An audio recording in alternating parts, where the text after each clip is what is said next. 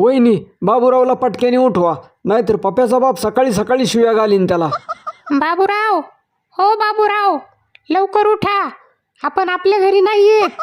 तुला झोपलेलं कळत नाही का ग? कशाला त्रास देतीस? आपण पुण्यात गणपती बघायला आलो तेव्हा तुमच्या मित्राच्या घरी राहिलोय रात्री, काळू मामाच्या घरी. आईला मित्राची बायको पण मला काळू मामाच म्हणती. आज माझं लग्न झालं असतं तर माझ्याही बायकोनी मला एवढ्याच प्रेमाने उठावलं असतं, पण माझ्या नशिबात प्रेम आणि लग्न दोन्ही पण दिसत नाही.